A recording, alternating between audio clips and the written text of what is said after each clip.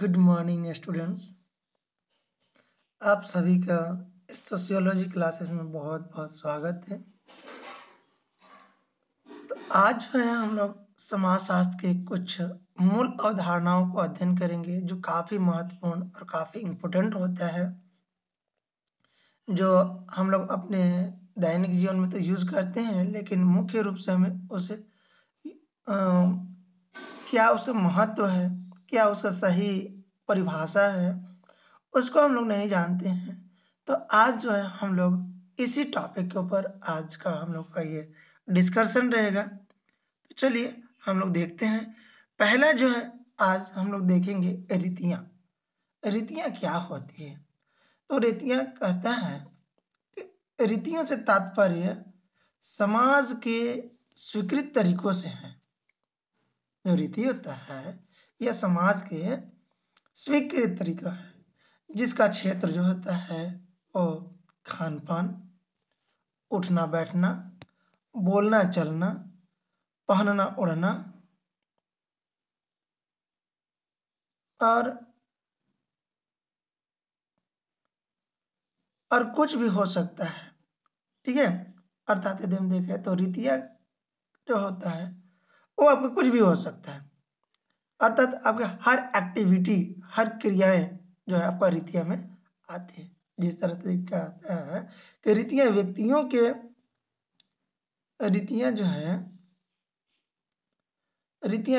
के व्यवहार की गाइड की तरह है। जो व्यक्ति होते हैं उसके व्यवहार जो होता है उसका मार्गदर्शन करने वाला होता है, जो उसे बताती है कि कब, कहाँ, क्या करना है। ठीक है, कब, कहाँ और क्या करना है, इसका भी जो है हमें ये गाइड करता है, मार्गदर्शित करता है। अर्थात हम देखें तो यह रीति है कि हिंदुओं में पुत्र पिता को प्रणाम करता है या विवाहित स्त्री सिंदूर लगाती है। तो यह हमारे यहाँ का रीति है। ऐसा नहीं होता है कि जो पिता है वो अपने पुत्र को प्रणाम करता है, ये ऐसा रीति नहीं है। हमारे यहाँ का जो रीति है वो क्या है कि जो पुत्र होते हैं, जो छोटे बच्चे होते हैं, वो अपने बड़ों को प्रणाम करते हैं, और जो महिलाएं हैं वो क्या करती हैं, वो अपने मस्तक पे सिंदूर लगाती है। ये जो है ये हमारा क्या है, रीति है। ठीक है, दूसरे नंबर पे है कार्य प्रणालियां। कार्य प्रणालियां कहता है कि सभी समाजों में कार्य को करने के कुछ तरीके होते हैं। ठीक है, जो समाज होते हैं, अर्थात तो हम देखें तो कोई भी समाज हो, भारतीय समाज हो, ठीक है, अमेरिकन समाज हो, जापानी समाज हो, कोई भी समाज हो, वहां पे जो है कार्य करने के कुछ तरीके होते हैं। तो उन्हीं तरीकों के माध्यम से समाज व्यक्ति को इच्छाओं या लक्ष्यों की पूर्ति के लिए प्रोत्साहित करता है। ठीक है, उनकी इच्छा हो, ठीक है, या हम देखें तो लक्ष्य हो, उसको पूर्ति के लिए क्या करता है, एक कार्य प्रणाली प्रोत्साहित करते हैं। कार्य प्रणालियों की इसी सुनिश्चित व्यवस्था को संस्था कहते हैं। ठीक है, जो कार्य प्रणाली होती है उसी का जो व्यवस्था बना होता है उसी को हम लोग संस्था भी कहते हैं। अर्थात जो संस्था का डिफिनीशन है वो कहता है कि जब हम अपनी आवश्यकताओं को एक नियमबद्ध तरीके से और एक कार्य प्रणाली के द्वारा जब हम उसको संपन्न करते हैं तो वह संस्था कहलाती है। तो उसी प्रकार से यह कहता है कि कार्य प्रणालियों की इसी सुनिश्चित व्यवस्था को हम संस्था कहते हैं। ठीक है, जैसे कहता है कि जैसे यौन आवश्यकताओं पूर्ति के लिए विवाह करें। ठीक है, हम जानते हैं कि हर जीवों में जो है यौन इच्छाओं की आवश्यकता होती है। तो इस आवश्यकता को पूर्ति के लिए हम देखें, ठीक है, तो हमें क्या करना चाहिए, विवाह करना चाहिए, न कि वेश्यावृत्ति की ओर हमें जाना चाहिए। ठीक है, अर्थात कहता है कि आर्थिक आवश्यकताओं ठीक है। आर्थिक आवश्यकताओं की पूर्ति के लिए नौकरी या रोजगार करे, न कि चोरी आदि करनी चाहिए। ठीक है। अर्थात यदि हमें आर्थिक क्रिया करने हैं तो हमें नौकरी करना चाहिए, काम करना चाहिए और रोजगार करना चाहिए, ना कि चोरी करना चाहिए। चोरी करने से फिर क्या होगा, समाज में समस्याएं उत्पन्न होगी। इसीलिए जो कार्य प्रणाली है, जो कार्य का सिस्टम है, उस कार्य करके ही जो है हमें अपनी आवश्यकताओं को पूर्ति करनी चाहिए। ठीक है। नेक्स्ट कहता है अधिकार। ठीक है। अधिकार अर्थात अधिकार में कहता है कि समाज के सभी क्षेत्रों में अधिकार की एक निश्चित व्यवस्था है। ठीक है। कहने का तात्पर्य है कि जो भी समाज है वहां पे सभी का क्षेत्र निर्धारित किया गया है। ठीक है। एक निश्चित व्यवस्था की गई है, उसके तहत जो है व्यक्तियों को अधिकार मिला है। जैसे देखें तो घर में क्या है, घर में हम पिताजी को देखते हैं। ठीक है। घर में पिताजी, ग्राम में मुखिया और राज्य में जो है सरकार होते हैं। ठीक है।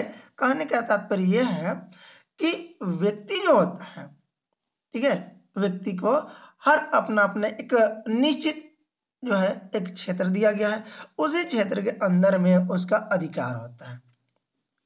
ठीक है। अर्थात हम देखें, जैसे मान के चलिए हमारे घर के पेरेंट्स अर्थात हमारे पिताजी क्या होते हैं, घर के मुखिया होते हैं, तो उनका जो अधिकार क्षेत्र है वो अपने घर में ही है। ऐसा नहीं है कि पड़ोसी के घर तक भी उनका अधिकार है। अर्थात अपने घर को ही जो है वो कंट्रोल करते हैं, उसके ऊपर अधिकार करते हैं। ठीक है। अर्थात हम देखें तो जैसे मान के चलिए ग्राम के मुखिया होते हैं। अब गांव के मुखिया जो होते हैं वो अपने पंचायत में उनका अधिकार है।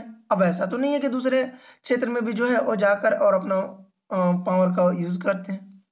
ठीक है। वही कहता है कि यदि मुखिया भी है तो अपने पंचायत में जो है उसका अधिकार क्षेत्र होता है, न कि दूसरे पंचायत क्षेत्र में। सेम कंडीशन यहाँ पे देखे तो राज्य में सरकार भी है। ठीक है। अर्थात जो सरकार है वो जैसे हम देखें तो छत्तीसगढ़ का सरकार, छत्तीसगढ़ के हमारे सरकार के रूप में हम देखें तो हमारे भूपेश जी हैं, है ना, भूपेश बघेल। तो अब ऐसा तो नहीं है ना कि वो जाके एमपी में भी जो है अपना अधिकार क्षेत्र जमाते हैं, या फिर हम देखें तो उड़ीसा में या झारखंड। ठीक है।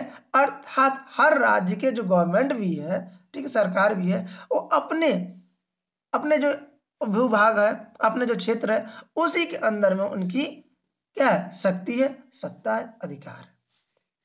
ठीक है।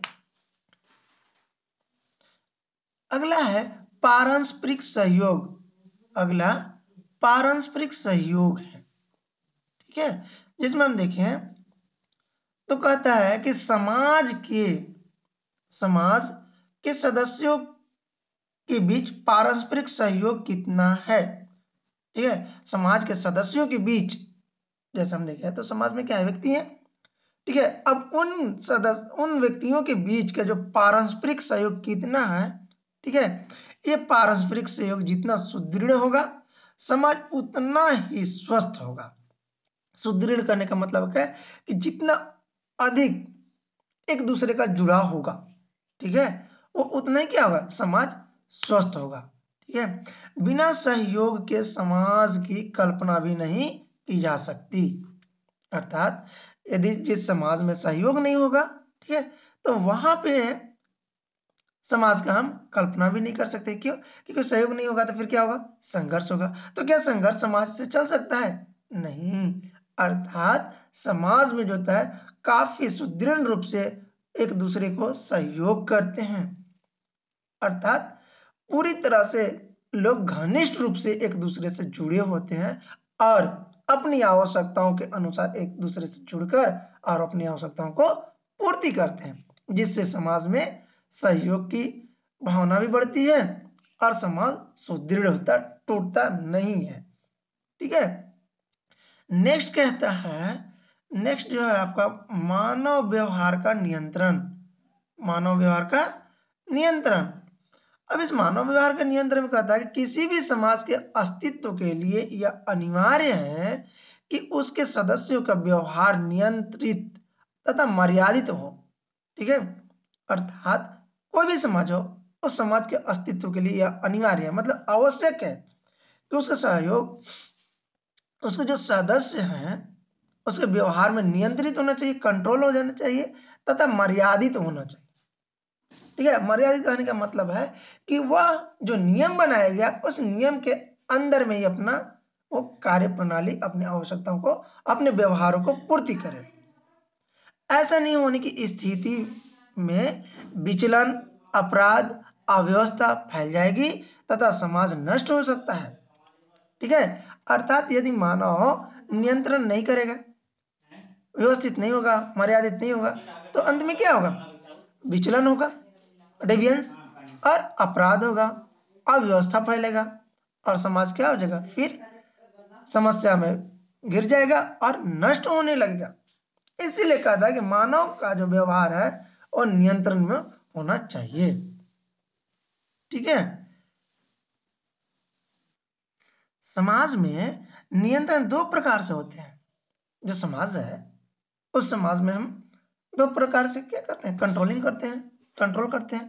पहला क्या कहता है कि औपचारिक, पहला औपचारिक और दूसरा अनौपचारिक। औपचारिक में क्या होते हैं? तो अनौपचारिक में जो होता है नियम के द्वारा होते हैं, संवैधानिक होता है, एक व्यवस्थित होता है। ठीक है, जिसमें हम देखें तो आपका आता है कानून, पुलिस, पंचायत। ठीक है, इसके द्वारा जो है हम समाज को क्या करते हैं? कंट्रोल करते हैं, नियंत्रित करते हैं। तथा दूसरा जो माध्यम है वो आपका आता है अनौपचारिक में। अनौपचारिक मतलब कि हम समाज में रहकर एक दूसरे को किस प्रकार से कंट्रोल करते हैं उसके लिए कोई विशेष नियम बनाई नहीं गई है, अर्थात वो लिखित नहीं होती है, परंपरागत होती है, प्रथाएं होती है, रीति होती है, रिवाज होता है, धर्म होता है। इसके द्वारा जो है हम समाज को कंट्रोल करते हैं। परंपरा बना हुआ है, ठीक है, कि कोई भी व्यक्ति जो है एक दूसरे को किस तरह से व्यवहार करना है। प्रथाएं चली आ रही है, कुछ रीति रिवाज हैं, जैसे आपको बताया कि खाने का, पीने का, चलने का, व्यवहार करने का, ये रीति रिवाज है। धर्म हमें बताता है कि हम जिस धर्म के हैं उसमें कौन कौन से क्रियाएं हैं, उस क्रियाओं को अपने जो भी आवश्यकता है उसे पूरा करना है। कोई भी धर्म ये नहीं कहता है कि चोरी करना चाहिए, ठीक है, किसी जीव को मारना चाहिए, किसी भी जीव को कष्ट पहुंचाना चाहिए, ये हमारा धर्म तो नहीं कहता है। तो वही कहता है कि समाज को नियंत्रण करने के मुख्य रूप से दो प्रकार होते हैं। ठीक है, आई होप कि आप लोग को समझ में आया होगा। इसके अगले पॉइंट पे जो है हम लोग नेक्स्ट वीडियो में मिलेंगे। तब तक आप लोग इस टॉपिक को अध्ययन कीजिएगा और थोड़ा अपने व्यवहारिक जीवन में भी लाने का प्रयत्न कीजिएगा। धन्यवाद।